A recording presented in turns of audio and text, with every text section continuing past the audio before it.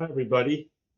Welcome to another week at tZERO of we'll talk about what's going on. So, as I'm sure all of you know, we received a letter, or many of you know, we received a letter from Beyond, and they asked us to explore possibilities of us pursuing some path towards a public market. It's a process. I can't really comment much other than we did get the letter, and the next part of the process, in fairness to the members of our board, is to have a board meeting and discussion. As we just got the letter and we're coordinating the schedules, we are going to have a board meeting and have that discussion. But just the way processes work like this, there's really not much else, as much as I'm sure everyone wants us to talk about it, that we can say. So stay tuned. We'll have more information as time goes on, but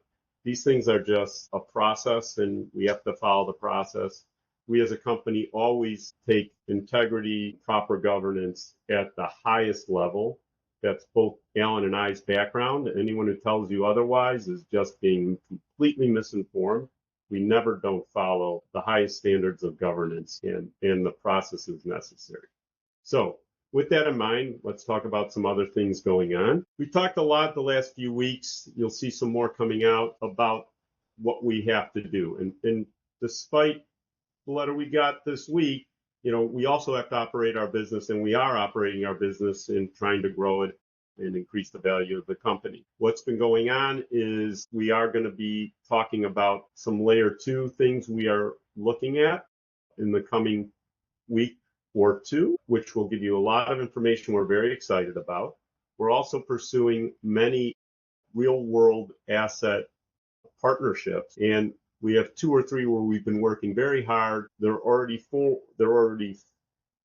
forming, and we're going to own portions of these companies, and we've been preparing the pitch decks for strategic investors. And we've been spending a lot of time this last few weeks refining, and it's an iterative process to get the right pitch deck, the right strategic investor. So we've been doing a lot of dry runs and doing a lot of that, and that's all exciting towards real world assets that will tie into some of the other level 2 issues we're going to be talking about. So that's what we've been up to. Technology is a constant. Our technology guys are working 24/7 really on many projects, and some of which are the ones I just discussed.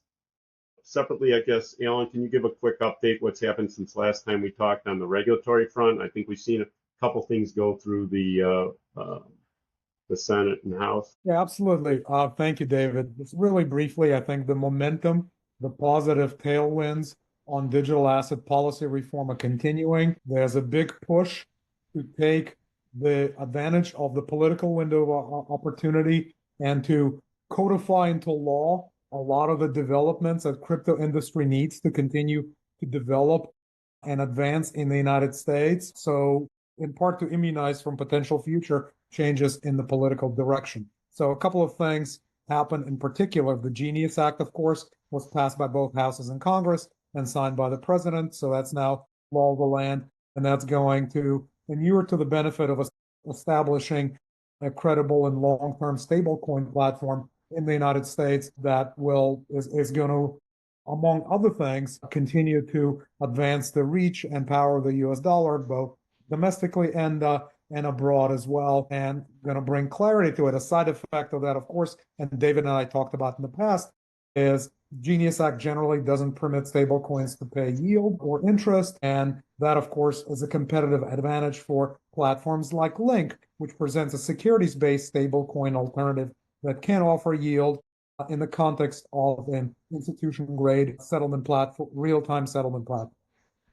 In addition to that, there was a version of a market infrastructure reform bill that passed in the House called the Clarity Act. It really aims to tackle some of the weightier issues that the crypto industry and the digital asset industry have been dealing with, such as what's the line between a security and a non-security digital asset, who has primary jurisdiction, is it the SEC, and if so, up until what point, and who has jurisdiction over non-security crypto assets, Is it CFTC? Is it the legacy money transmission regime? And the Clarity Act, for example, lays out a metrics where CFTC generally would have primary jurisdiction over non-security digital assets once they reach a certain maturation point, with SEC responsible for initial kind of capital raising and formation activities where money is raised to support a new layer one platform. More to come. I think in the Senate, there's going to be a lot of debate around market structure, but the expectation is that something is going to happen, Q3, Q4 of this year, and we look forward to it.